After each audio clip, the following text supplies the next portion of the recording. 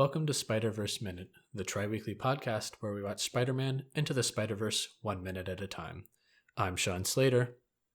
And I'm his sister Caroline. And today we're watching minute 99, which opens with Kingpin throwing a dumpster at Miles and ending a minute later with Kingpin ground-pounding Miles. I have titled this exciting minute, End of Spider-Man? Yeah, this minute is a Kingpin's total beatdown of Miles. It also cuts off beautifully, but we'll get to that. Yeah. I like how they kind of like built up Miles being good at range stuff against him. Like he's good when he's able to, have high maneuverability, swing around a lot. But then once Kingpin's gets close to him here, he falters a bit. You know what Miles's fighting style reminds me of? Airbending? Exactly. I was gonna say it reminds me a lot of how Aang, specifically in the earlier seasons, how Aang would fight with his airbending. I feel like it's a mix of like, I would say it's soon after Aang starts or learns waterbending. Waterbending? Yeah. And like he starts incorporating a lot more of that, and it's kind of a mix between the both of them. Yeah. It's definitely, he's definitely better. Like, but it reminds me a lot of Aang. Yeah. And like earlier Avatar The Last Airbender seasons. There's only 3 seasons. So but you know what I mean. Yeah. I'm just gonna say, I'm glad you also thought of that parallel. Yeah. The Kingpin throwing the dumpster at Miles was the other parallel of things related to Miles that we see. Again, okay, yeah, I know dumpsters are very, very common in this scene. Like, it's not like, ooh, these hyper-specific things. But, we see when Prowler is chasing Miles is when we see, when Prowler jumps on top of the dumpster. And so, like, it might be, it's not something Miles is necessarily consciously aware of, but it's stuff that he is subconsciously, like when he was being chased and is afraid of kind of then. I'll admit that one might be a bit of a stretch, but I'll give it to you. Yeah, oh no, I'm not saying this is like the strongest of strong ideas, but I will say there are definitely stronger candidates to your theory. Yeah. This is not one of them. Yeah. I want to point out, I love how like when they're falling and Kingpin's kind of like punching the crap out of Miles, when they finally land on the Brooklyn Bridge, they cause the Brooklyn Bridge to break. Yeah, I mean, Kingpin is a big guy. I mean, true, like, but still, I'm just like, oh my gosh! Like, that's a serious impact. During their fall, too, we see a crane. There was a crane that nearly killed Miles. I'm just saying, you're going all the connections. I'm I just love saying, open your eyes, people. It's right there in front of you. Going back to Miles, and not just the objects that connect to Miles. I do, don't get me wrong, I truly love you pulling all of these connections. I really do. I'm like, you know what? You're not wrong here. Yeah. But I love during this minute, I don't know if love's the right word, but I love how during this minute, all of the different ways they show Miles struggling and losing. Yeah. Yeah, and like, it's also not a total, like, 100% one-sided beatdown. Oh gosh, no. Like, he's still able to get hits into Kingpin, they're just not doing anything. Yeah, like he's still getting hits in, he's still, and it's not like he's not doing anything, he's not just standing there and taking it, like he is, even if he's not getting the hits in, like he's still trying to. But what I was gonna say, like after they land on the Brooklyn Bridge, he stands up and he has a limp. He's he struggles to stand up, he's clutching his stomach, which makes a lot of sense because he just had Kingpin land on that. Yeah. Then we get this really cool line. We had talked about in previous minutes, I think it was in a few multiple, how both Gwen and Peter gave Miles that validation and saying, "See you later, Spider-Man," and "I can't let Spider-Man die," saying how Miles is Spider-Man.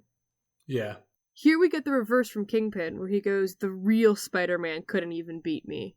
Yeah, and he's just insinuating that he's just some, cheap knockoff. Yeah, some copycat. And I thought it was a great line. And I like how, intimate this fight is.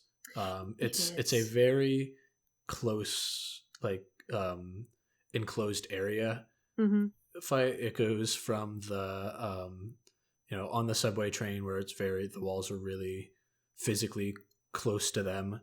And then it even though it goes on top of the train tracks or not the train tracks, but on top of that actual train, it even though it is like an open space, they don't have a lot of maneuverability. It's just around that single train that they're maneuvering around.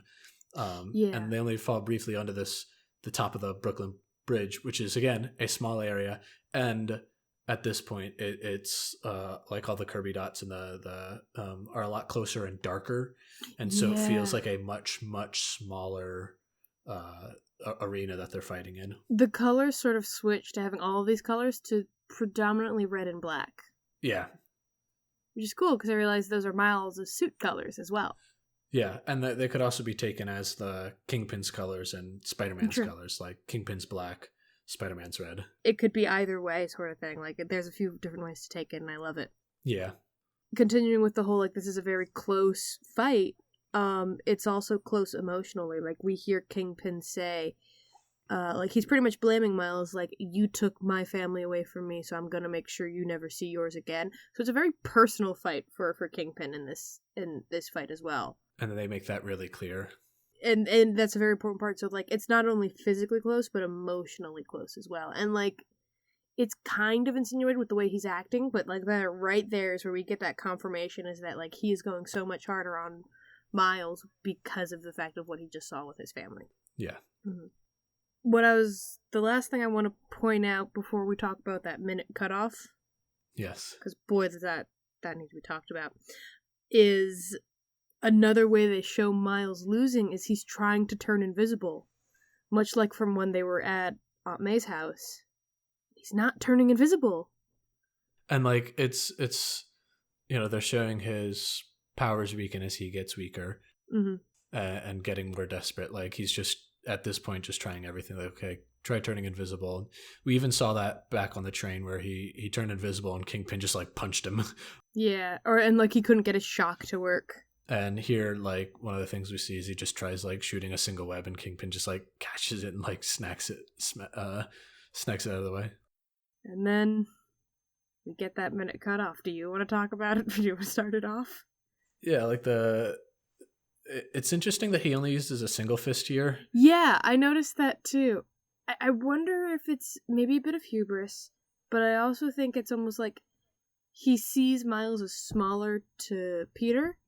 Yeah. So he only needs one hand. Well, that would be the hubris good point. Playing into it. But yeah, that's that was my thinking as well, is just, he's like, oh, it's, a knockoff fake Spider-Man. Okay, I can just take him out with one hand. And And I gotta say, I love the parallel shots they do. So when Kingpin raises his hand up, that's parallel shot.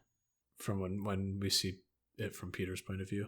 Yeah, from when Peter did it, because we got pretty much the exact same angle and everything. Yeah. The only big difference is we see Miles' face. Yeah. Per se, where we don't see Peter's reaction. We just get, his legs. Yeah. But we do, at this point, it is also only showing, it's showing half of his face. Mm-hmm. And it's just half of his mask, whereas before with Peter, it was kind of a similar thing where we just had half of his mask revealed because the other half was destroyed, whereas here the other half is just hidden. Yeah. I also want, this is where it fully cuts off, and I think it's actually a great minute cutoff. Yeah. Is we get that overhead shot of just Miles' body and Kingpin. And I'm like, that's a cliffhanger. Yeah, it's just, and you see the dots. And Kingpin even looks kind of like one of the dots. Yeah. and just like it's another thing that is consuming this area, and yeah, their area that they were fighting is just so tiny now. Yeah. I mean, do you have anything else to add? The last thing to like to bring these up, these kind of downer. You don't like ending the audience on a somber note. Yeah. At one point, as we're rotating around the around the bridge, there is a tiny bit of graffiti you can see on the side of it that I believe says Alba. Not entirely sure, but that name is actually one of the animator's daughter's names. So it's just another one of those like places where the animator stuck their family into the movie, and like it's on screen very briefly, and it's in a color very similar to the background. So like it took me a little bit to find it because it was very well camouflaged. Yeah, and like they brought it up in the animator's commentary, but like part of the issue is my commentary is out of sync with the movie by like a second.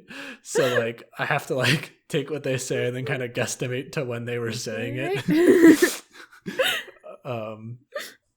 Yeah, and so it's just a matter of like I had to go through and like look around a little bit. I was like, oh, there it is, I found it. And then one of the others was like, hi, Alba, which is the only reason I can think that's the name. But it's just a bit too faint and hard for me to be able to read it clearly enough. But that was all I had for this minute. All right. Well, thank you all for listening to this week of episodes. Catch us on Monday and find out what the heck happened to Miles. If you want, you can reach out to us on Twitter at SpiderVerseMin, M-I-N, or you can find us on Facebook, Instagram, and YouTube at Spiderverse Minute. And if you'd like, you can shoot an email to us at podcast@spiderverseminute.com. Until next time, thanks for listening. Bye.